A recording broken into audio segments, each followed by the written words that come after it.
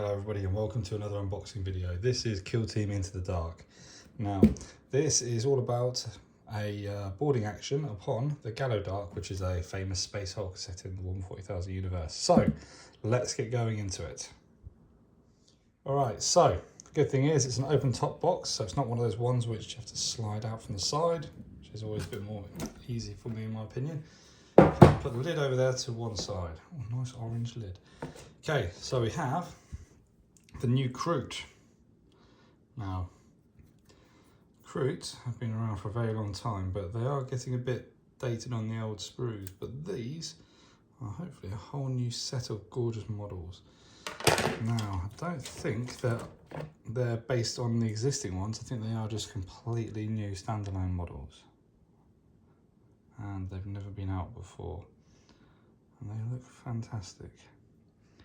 Now one of our guys is going to be painting these up in the next few days, so hopefully you'll be seeing these assembled and looking gorgeous very soon. Okay, and then after that we have the Imperial Navy. Now I'm really keen on these chaps and I will be having a go at painting them, well, not painting, assembling them tonight. Hopefully there's some good options in there, but they're such a good set of, such a good unit for narratives even, you know, story-based games, little RPGs and stuff that you could use set in the Warhammer 40,000 universe, because, you know, every ship gets boarded every now and again. So these would be great, just like on a, even a Zone Mortalis battlefield set in 40k. Oh, hopefully some nice rules, house rules around on the internet soon as well for them. Great. And then we get to the scenery. Wow, everyone's been after 3D Space Hulk for a long time. So let's see what this actually gives us. Okay, so these boxes are actually joined together. Oh, that's cool. So they could almost be stacked on top of each other like a barricade system. Got a few little dots here and there. I wonder what they're for. I'm guessing, yeah, there you go. Got little nodules there. So they must slip straight into the middle of these. They are just a stackable barricade. Same with up here. Not so much over there. But yeah, look at all them. Just awesome. Great looking panels. Really grim dark. Yeah, I myself will probably look at trying to use some of these for Necromunda terrain as well, or adapting it so you can use it in both. Okay, so there's one set of that sprue and another set of it. So there's two sets of that sprue. Great. Wow. Into this. I like the way these all slot together as well. It looks, yeah, these can be used as a bit of a locking mechanism, I think. So you put them into the right place, then cap them with these so they can't slide around. So I'll have a good bit of fun with these. I'm probably going to cover them in a nice reddy rust and then throw some hairspray and sugar over the top of it. And then airbrush it with some sort of deck tan. And scratch off a bit of rust. And just build it up with a few bits of sponges and hopefully make it like a proper old Hulk. Hopefully in Games Workshop said there's going to be a few additional packs of this as well, so I don't know how many different styles they'll be bringing out to the table, but hopefully be quite a few. Alright, now, how many of those sprues do we have? Is that the same one? Oh, I think that's a different one as well. Okay, so, you got two of that one. Yeah, two of that one, put that one to the side. Then we've got this one. Lots of different doors, more destroyed panels. No Gene Stealer claw marks as of yet. Who knows what the next lot will bring? And who knows, because they always have this Space Hulks of ships which will be mashed together. So these are all technically midships. So it'll be quite interesting to see if there's any sort of additional, you know, different alien vessels which they're planning on introducing into the Dark. Maybe some Eldar ones. Okay, so there's two of that sprue as well, so put that to one side. let's get on to the next one.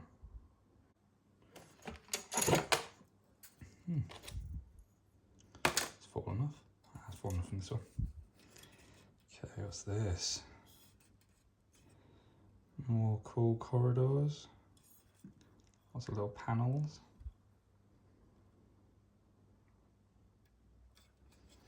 That's such a basic design, isn't it, this thing? But it's so simple and cool. Even the weathering along the edge there. That's great. I think there's only one of that sprue, but let me just check. Put that to one side. No, I think it's, is that two? What was that? Knock the camera. Two of the same sprue. So let's put that to one side. Then, see the range rulers and stuff. And, oh, look, a little cat. No, it's not a cat. Where's the cat? There's the cat. And there's one of those servo skulls. Cool little heads there, there's options. Go through the book in a second and see what they bring. I'm going to go for a really generic loadout though. I think mainly shotguns where possible to make them very average. Alright, there we've got the cover. And down here, standard orange dice, lots and lots of bases, cards, and the rule book. So I'll put them to one side and I'll open them up in a minute. And then also, the board is actually a board. Fantastic. All right, let's open it up and have a look at that, lay it out. Okay, now the reason why I'm so excited about this is because a lot of the time recently Games Workshop have been putting poster style battle mats inside their game boxes. I've never liked them. They're too shiny, but these ones, there's not much reflectivity on them and they are really well highly detailed. In fact, this is actually a painted board as well. So that's the really good thing about it. It looks exactly like, hopefully, the plastic tiles that they'll be bringing out soon. Now, I keep wondering about these because I'm wondering if this is going to be compatible with a future Space Hulk game or not.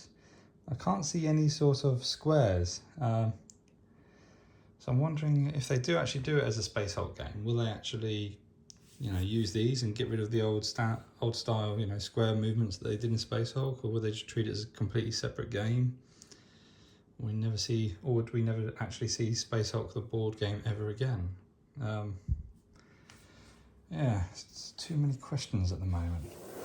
Now, this board is pretty much, it's almost the same both sides, but I think a few little things like that little bit up there, it's just highlighted a bit differently.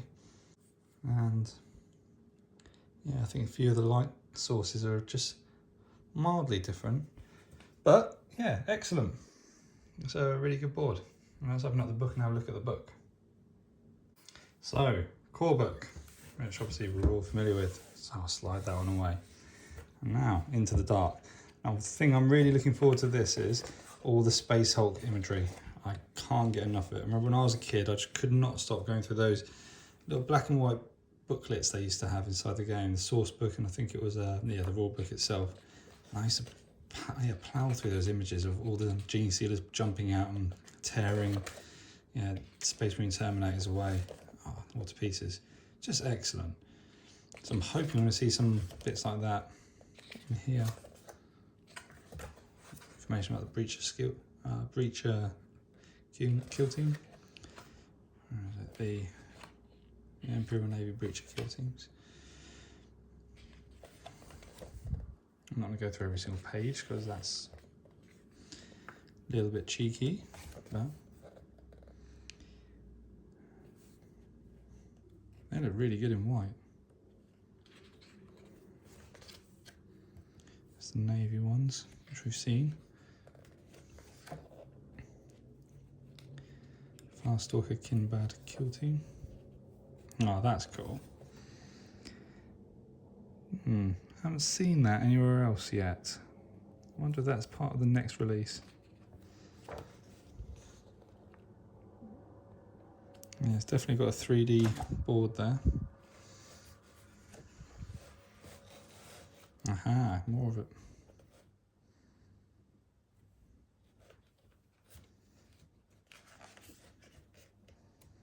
Setting up the terrain.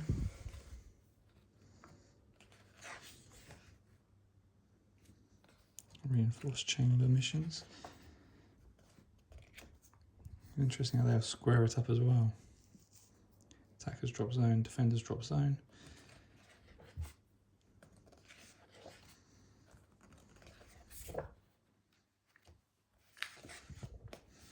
Okay, that's that one done. So look. So we've got overhead pipes, broken pipes, ancient apparatus, power panel, pipes, control panel, wall ends, tanks, short walls. So it gives you the make of it, how to do every single board then. A1, yeah. And shows you the doorway positions as well. So yeah, easy enough to set up the mats for the missions themselves. And then we have the assembly guide.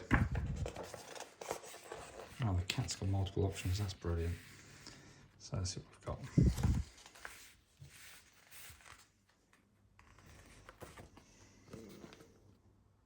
Okay. That's a nice strong pose, I like that one.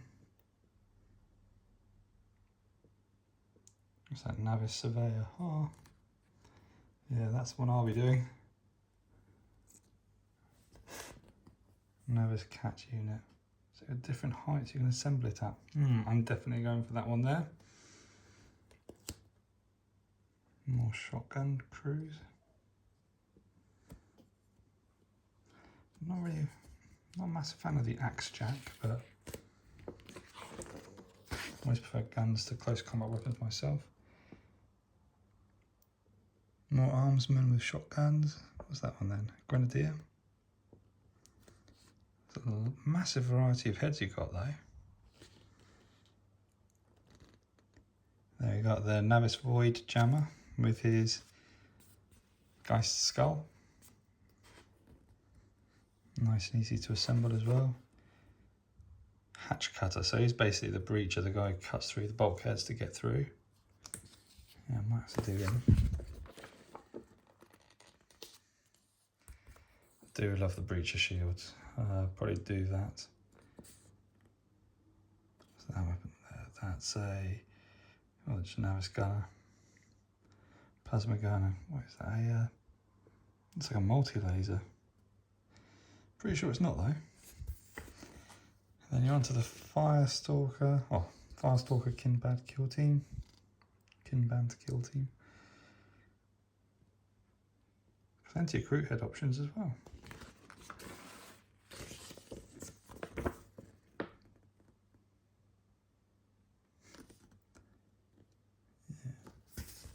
I'm looking forward to seeing what Icon's going to do with these.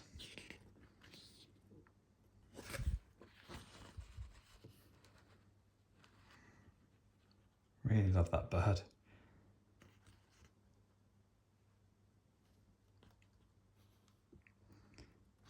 I'd love to see the old Great Gnarlock come back in plastic at some point. Because I do like the crew, but I do think they need a bit more support at this point. And those guys are great. Crew hounds. Then we're on to the scenery.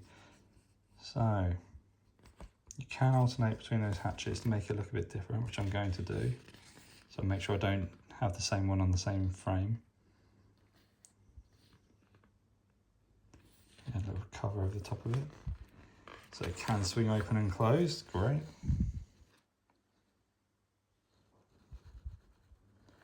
Very nice and simple. Oh, I don't know what I'm going to assemble first actually. I'm really keen on that kill team, but I'm really interested to see what this is going to be like. Yeah, I think I might do this first. It goes together really easily. Okay, so what I'm going to start off with then is the scenery. So I think that is actually the main centerpiece of this game in itself. So let's see what happens. Okay, so far it's taken me 2 full-length movies and a half to actually complete and assemble basically everything. So there we go, everything is nice and assembled and ready to roll. So now what we're going to attempt to do is try to do a battlefield to see how quick we can make it and assemble it with this new kit.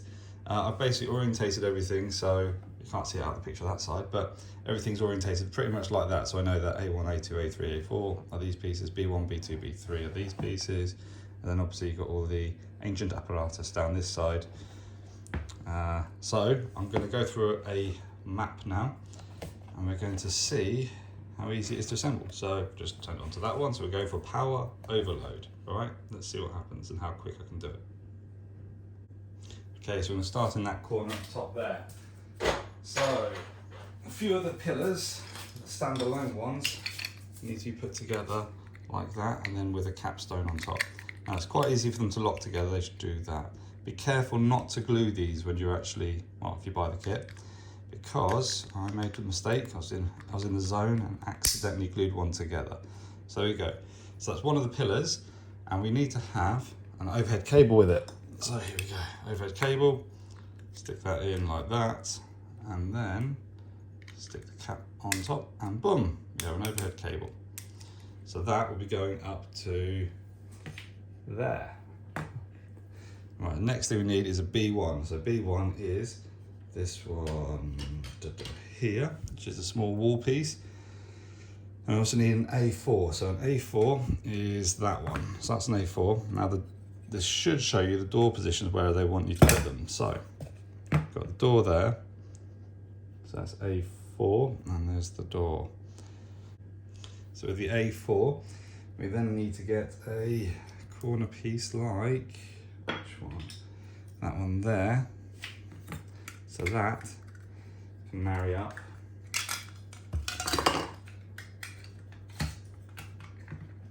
with that. So slot that in nicely. And then we get a little cap to go on top of it. But we won't put them just yet because we've got to do B1. So there's B1. B1 goes in then, and that's that one sorted. And hopefully this capstone will cement it into place, and it has. Okay, good. So now on to down here, C2. Now C2, because it's got that coming this way, which is this one, we've got to work out, let's move this up a bit, C2, oh no, it's not that one, it's that one there. So that's going to be coming out down this way, so we need that, orientation like that. Still got some of the fluff on it. Let's put that there. And then they will be going into there. Next thing I need though is an A1? Yeah, A1. So A1 is that one right at the top. Now there's no door sections along there. So that's going to be just slotting straight in like so. And that's going to be going on top of that. So it goes to there and there. Right, now rotate this down a touch. Now we can see we've got a A3. So 1, 2, 3 is this one, A3, and the door position's down there. So there's the door, and let's stick that here. So we slot it in. Might be worth doing with the capstones at the end. So I'm putting them to one side. Then we've got C4, so that's 1, 2, 3, 4. So it's that one. C4 will be going in just there. Alright. Hopefully you can still see some of this. I'll slide it across here for now, and then we'll stick it back on in a second. So there's the door down there. Then we've got another A2. So A2 is this one. So A2 will be going along there. And there's no door on the A2, as according to that. Then, how am I going to do this one? Ooh. Okay. Clever sausages. Goes like that, doesn't it? Okay, I was wondering how they're doing that. Okay, so that goes like that. That slots in like so. And then, so the door's still there. Then what have we got coming down here? A B3, so B1, 2, and there's 3. How's that 3? B3. Okay, well I guess that might be the wrong way around then. So let's, oh, I'm being really... Okay. How does that work? Okay, I've had to stop this because it's confused me. Now I might have made a mistake, so let's just try to assume I've made a mistake first. So we've got B3, which is one of these. So let's have a look back here. B3. In fact, I'll get the one with the exact same. Yeah, there we go. So that's B3, we can see it clearly there. So B3 is meant to be down there. All right, so if I put B3, let's say that way, okay, it won't work with that. A2, let's make sure I've got A2 correct. A2 is that one. So, is there anything I can do to make that work? I could do that. Ah, wait a second, there we go. That works, I'm just being silly. All right, so load that one up onto there for now, just to make sure I know I'm happy with that. That can squeeze back into there. Hopefully, yep, it does. And then that will go that way. We've got C2. So we've got C5, which I believe is that one down the bottom. C5, yep. Which will be going into 1, 2. Goes into there. So I've slid it along a bit. Alright, C5 into there. C5 and C3, which is this one. C3, yep. We're going into that one there. That's fine. Then, that's joined up. Go to further along. So we've got door, as per this, which is correct. And now we need overhead, which is that one. And then we need 2 pieces to put together for it. So I'll put these 2 in there. Get a capstone for it, so it doesn't fall to pieces. Done. And that will go in there.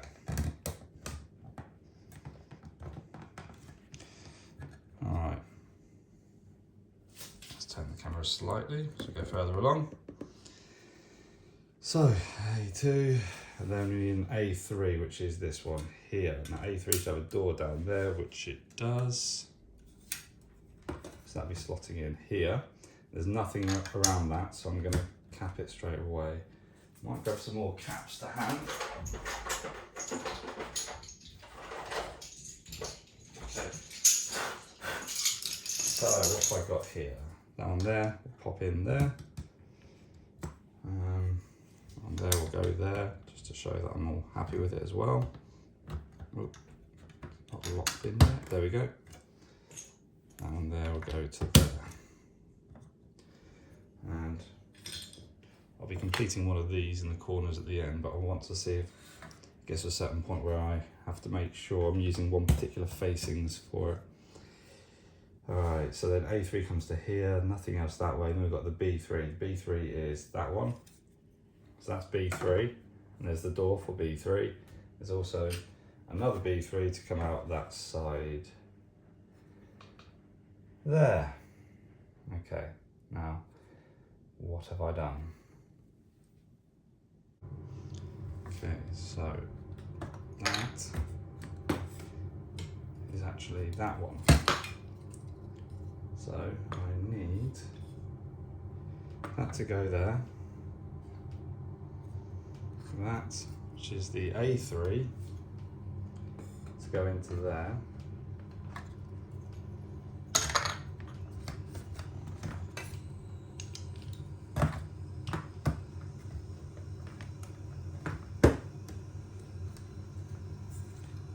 that to go around that way. So that's the reason why I made the mistake. These two are meant to join up like so. So I'll stick that one in there. Turn the camera around a bit more. So that's gone into that slot. That's going to be going into that slot. That needs one of these.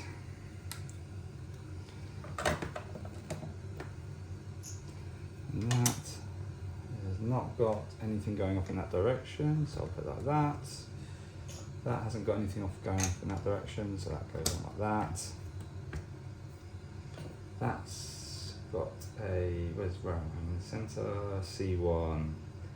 C1 goes there, so that'll be just sticking on there in a second, so I don't need to cap it in. Alright, over here, we have that as well. Okay.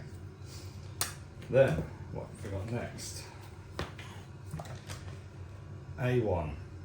Now, A1 is that section. So that's going to be going in here. There's no openings for it.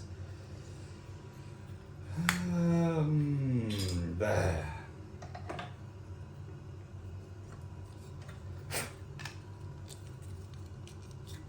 Really cool terrain system, actually. Clever one. I love when they use their brains and do some fantastic bits like this. I know the scenery designers in Games Workshop, which I've spoken to a few times, are absolutely amazing. Great people as well. They give you so much time with their painting tips as well.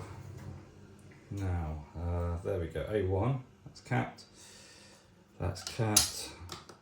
We've got a B1, now the B1 is, that one, opening, so now I need a whole pillar for it. So, I need that one and that one, no, that one and that one for it. So stick that chappy in, straight around to that one. That way around? Yeah. So that goes in like so. That goes in there. Goes in like that. And then more caps.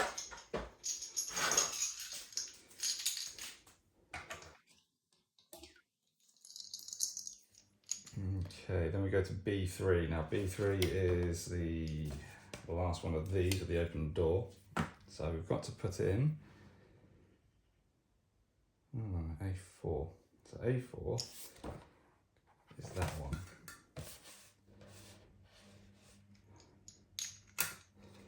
Oh my goodness. A4 will be going across there.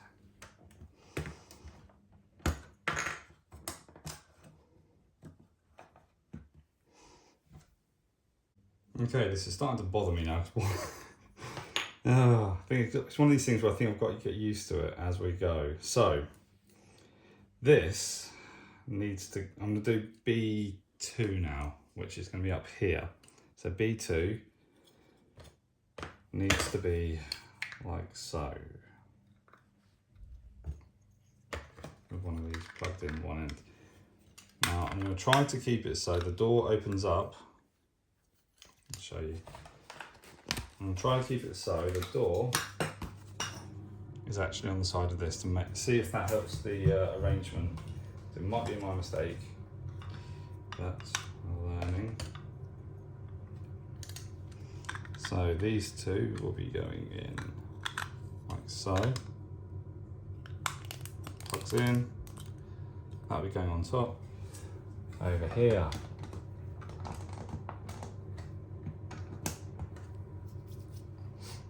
So that opens like that, and that at the top is another B2, which will have the door opening up that way. Okay. Then I've got a B3. Now this is where I think everything's gone a bit pear-shaped, because I've got this A4 piece. It needs to have a door which opens up in that direction. But if I do that, then I've got to break up this area down here. So I'm going to take these caps off and move them to one side for now and see what happens as I come back. So that bit goes in there, that bit goes in there. Right. Then up top, pull this down now actually, that bit there with the door which opens that direction, we'll need to slot in to a B3 like that. So B3, so it goes in like that, sticks up the top there, with a cap on it. Again, door, and they're all doors are opening as they should here. So that one is that one is top one, that one there, that one there, that one there, is that one there. Alright, so now I've got to try to piece this all back together again. So I'll take these bits off and see where I'm going wrong. Alright, bit of a glitch there, but here we go. We've got it sorted. It only took me another 3 minutes after that, but that's the arrangement. I think a few of them, it must be my error here and there, because I think the door there, that's opening the wrong way. So the chances are I might have made a mistake with the installation of it over there. I think the next one I do, which I might do another video of in a minute, might not, maybe a bit later when I've actually completed all the terrain, I'll try to stick to, quite rigidly to the doors opening to the faces that they're shown. It might be a logical thing. Okay, well, join me for the next part soon. Okay, hello everybody and welcome to my painting guide. So I'm going to try to do this Gallo Dark Space Hulk scenery very easy and quickly, because I don't really want to put too much effort into it and get it tabletop ready. So what I'm going to do is do a lot of zenithal work and do a lot of, I think, oil washes or similar to make it look really nice and old and decrepit. So first off, undercoat it black. This is then followed by a very quick zenithal spray of Mechanicum Standard Grey from above, so it gives a bit of a shadowed effect. Then I'm going to top it up with something else in a second. Then I did a zenithal of Wraithbone spray from above as well. Then after that I'm going to go into a bit of detail and start doing a bit of inking and washing. Then following that I do a quick all over dry brush of charred brown, which is it's pretty much scorched brown I believe. A bit between that and dried bark, and warplock bronze. Okay, a little bit of that to give a bit of a rusty look.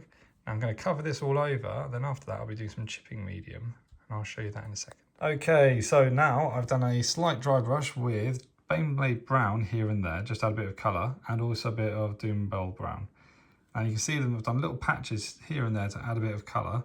Now this will be then covered over in, what's the word for it, chipping medium very soon, which I'll show you next. And then after that I'll be covering it in a layer of, possibly via airbrush, of some nice deck colours. Okay, now this is a technique I've been practicing with for a little while now, and basically all I'm going to do is use chipping medium like this, which is from Vallejo. Now a little bit on the brush, and instead of spraying it all over, I'm literally just covering it over the most raised areas where obviously there'll be a bit of damage and chipping. And just go that all over the entire model, and keep topping it up every now and again. And then we'll be going on to the next stage. But obviously this needs to dry overnight, so that the medium dries properly. So I'll be sticking this in the airing cupboard, and then I'll be carrying on with it tomorrow. A bit more, just keep going. All right, so we'll carry this on tomorrow. The next thing I did was to airbrush Rakkar Flesh all over the entire piece. It ties it in really well with the actual board itself, as you can see. And now we go on to the weathering stage. All right, now this is the weathering stage. Now I've got a lot of the chipping medium all over the piece, so I'm just using a standard kitchen sponge. I had a little play with this the other day on another project. I think it was the Molek scenery. And basically all you need to have is a slightly damp sponge to activate the chipping medium underneath, and just start wiping it all over. Now if you're careful and quite clever, you'll see you can get quite good effect quite easily by rubbing the corners, skimming it, like that. It's all just coming off. And then for extra close-up detail, all you need is a Q-tip to go right into the little corners to get those bits off as well. But for now, I'm going to have a not too damp sponge go over the entire model like so.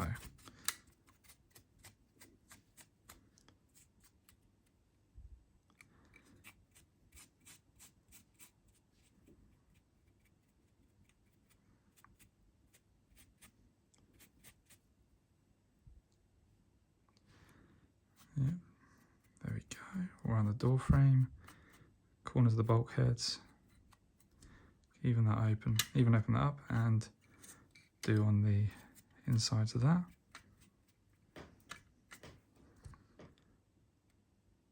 There you go. So you can see I've taken it a bit further now. I've added a few bits of sponging here and there where I couldn't reach in with the sponge, you know, when I was doing the wipe off. I've also painted a lot of the cables up in red, greens, blues, and I've also, where possible, I've also dulled it and like used a duller version of that colour, because this has been sitting there in space for a long time, so colour eventually starts losing its lustre. So sometimes on the reds I've been adding a bit of, I think it was Xandri dust, just to try to dull it down a bit. I've done all the pipes in coppers and bronzes and a bit of silvers here and there. Then some of the wheels we've done in red, some we've done in silver, and some we've done in brass. Obviously I haven't finished all the terminals yet because I've taken it to this stage and I'm going to cover it with a varnish, and then I'm going to go to town on it with some streaking grime and inks to hopefully add a bit more colour to it and make it look a bit more realistic and horrible. But I'm happy it's coming out so far. It doesn't look like it's been just recently used. It's been sitting there for a very long time. And after the next stage, I'll be doing some verdigris as well, and a bit more rust here and there as well. So I've just sealed it all with Pledge floor polish, which is, I think, multi-purpose surface wax. It's pretty much a layer of varnish. I'm now going to make a little oil mixture up using raw umber. Now, raw umber is a very good colour for these sort of things. I don't think we need any black in it because I'm trying to add some more brown to it. And we always add a little bit of white spirits or odourless white spirits. This is the one I use. To hopefully turn it into a bit of a paste. I'm going to double dip on this one, but most of the time I'll carefully pour it in or similar. But this is just near the end of its life, so I'm just using this as like a dirty white spirit mix at this point. Then when the mixture is pretty much like a really thin gravy, you're going to then cover it over the entire thing. This is the trust thing as well, because you always have to be happy that you've done it properly. You can always add a little bit more white spirits here and there as well. It's always the most terrifying things when you're pouring a mixture like this all over a model piece. You're like, oh, God no. I hope it works. You can see it's lots of pigment. That's the reason why a lot of people use oil paints for this stage. Just be really careful.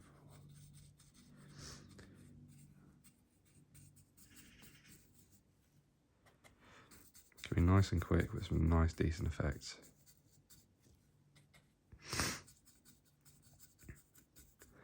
I was sitting there pondering on my choice of colours yesterday because we went to I think it's called a Secret Cinema Guardians of the Galaxy experience.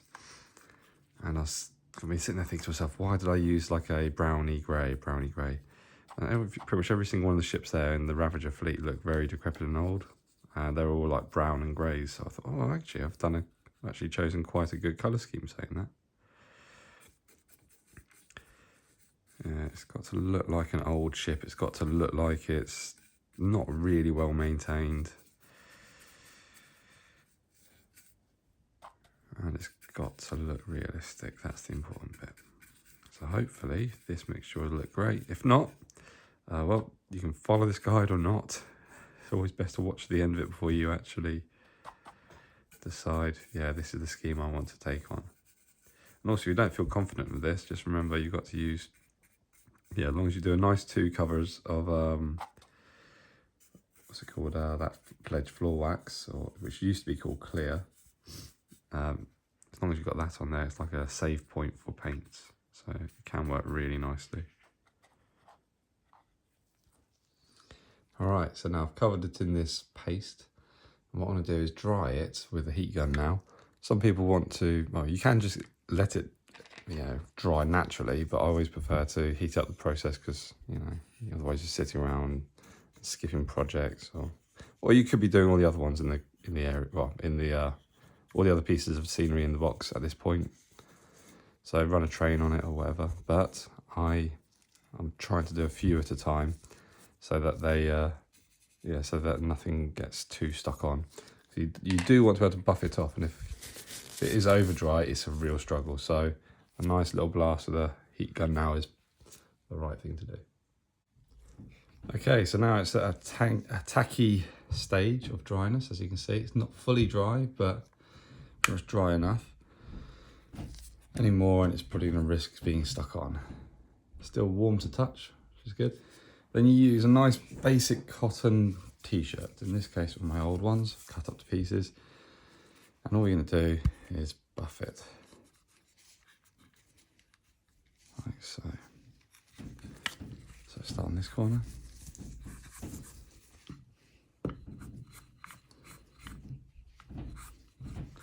Try to buff downwards because obviously that's where naturally the streaks go.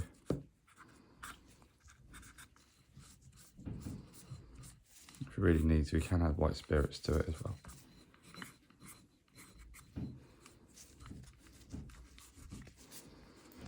You can also use cotton wool buds for the smaller bits.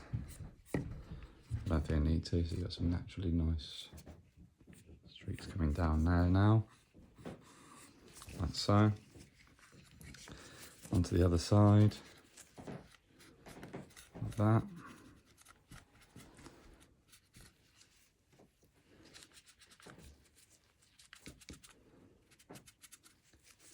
Obviously change up the piece of paper or piece of cotton you're using regularly, because as soon as it gets loaded with paint it doesn't work as effectively. Right in all the crevices with small pieces, folded up bits. Also, it can be grimier in the recesses because at the end of the day that's where a lot of the grime is going to be built up anyway. So here we go. If you look at that piece there now, I'll do that. Yeah, it leaves a bit of a shadow of grease or grime, space grime, gene stealer poop. Alright. If you look at that bit there, nice clean bit of the cloth.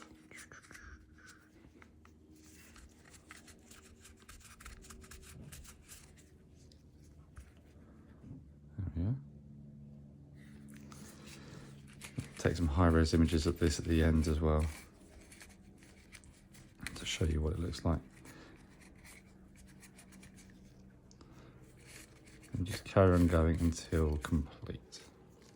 Okay, then after that you can actually use a little bit of white spirit on a brush to hopefully pull a little bit of pigments down from just underneath some hanging items to make it like things have streaked down, like in there.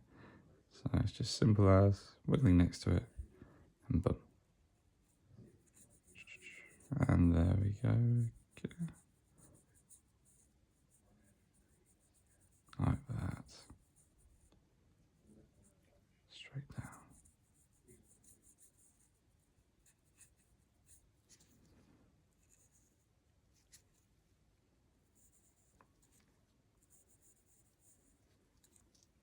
There you go, see? And another example will be just over here.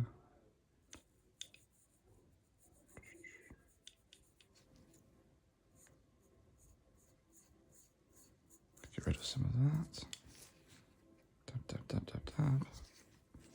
It's a very forgiving technique, this is. There you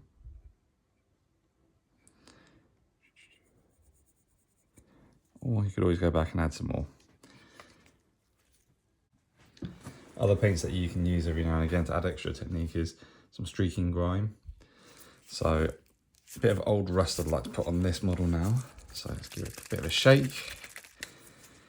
Should wait a bit longer for it to dry, but I think at this point, with it being such an old, decrepit ship, I might be able to get away with it.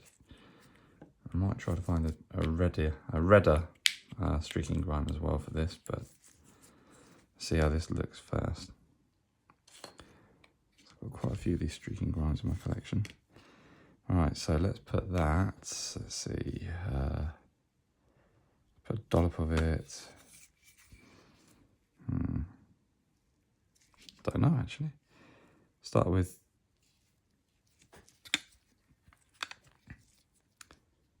I'm generally happy with most of it now, so put a bit of it there. Let's try a bit up there as well. It's a bit more red, isn't it?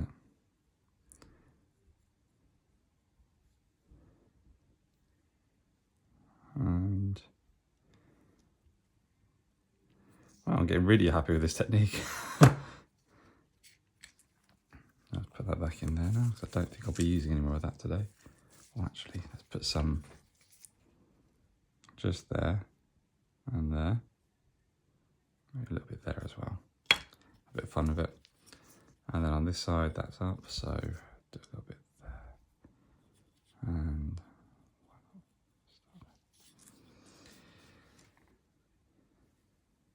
all right. So I'm using an old brush for this because I don't want to destroy any of the newer ones. And I would normally wait for a bit longer for it to dry, but getting a bit impatient on this project. So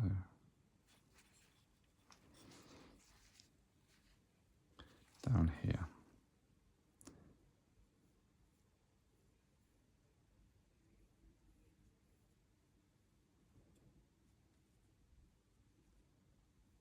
That'll do.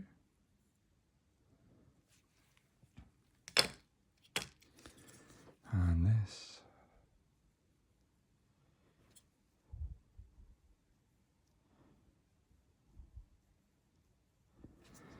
Then obviously you've got to smooth out the transition.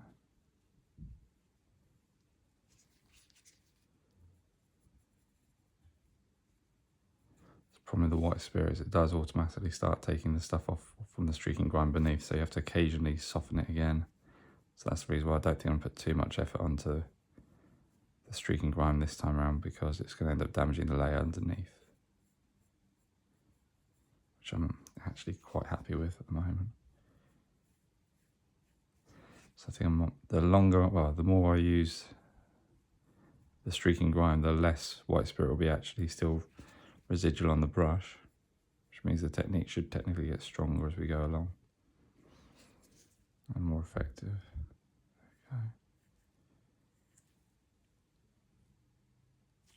Okay. Onto this bit. Okay, I'll just pull it away from there.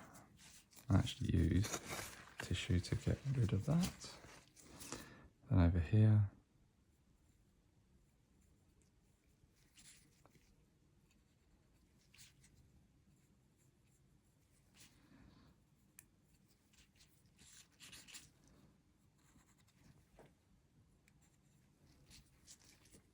Add a little bit more white spirit. I'm going to put it straight onto a cloth instead to hopefully not destroy too much of the existing paint. That's not bad. Okay. There we go.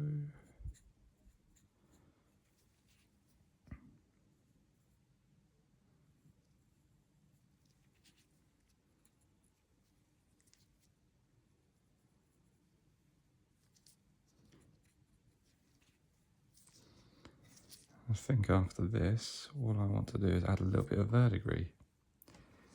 And I'll be happy to say it's done. Pick up a few bits of details here and there. If you really want to, you can go around and start adding little colours to the circles, like corn for the, well, blood for the blood god, etc. But I'm not going to go that far with this project at this point, because I'm getting really, yeah, I'm very happy with how it's turned out. So then let's get to the verdigris. Okay, so I'm using nylon oxide. There's a few other alternatives out there which I actually haven't tried yet, because I seem to get on quite well with this. So that's a bit of a brassy pipe, so I'm going to put some around there. And what I'll end up doing is adding a bit of water and or Lamian medium to smooth it out a bit and make it a little bit thinner.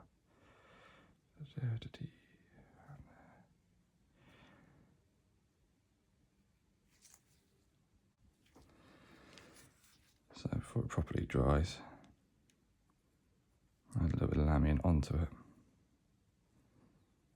like that.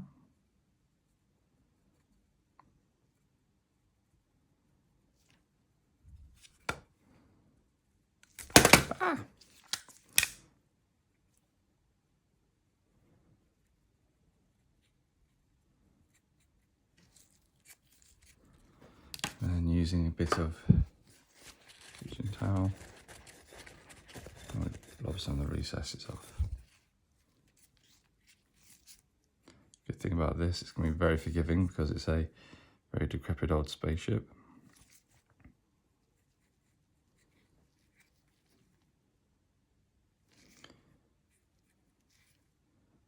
So just keep, make a nice mixture of Lamian medium and nylon oxide to hopefully achieve the look you're after. We're after. Hopefully you enjoyed this video as well, because it's almost finished now. If you do want to subscribe, please do. We're going to be doing hopefully more of these in the future. In fact, there's quite a few painting guides coming out with some other cool review items. And, well, yeah, and some cool future army projects and even Titans, I think. Ooh. Yeah, focus.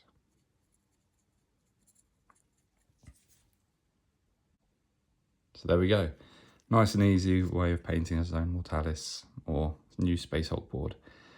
So what I would recommend is putting this in the airing cupboard for at least 2 days to make sure the pigments are dry. And then after that, it should be ready to game with. Maybe worth sealing it with something like a matte sealer or a matte a matte varnish. And that hopefully will make it very durable. The only thing you've got to be really careful with is just the thickness of these areas here. Because if it gets too thick, it's going to be a struggle to put everything in and out. So it's one thing to keep in mind. But anyway, thanks for following me on this little journey. And hopefully you subscribe and found it actually interesting. All right, take care. Bye.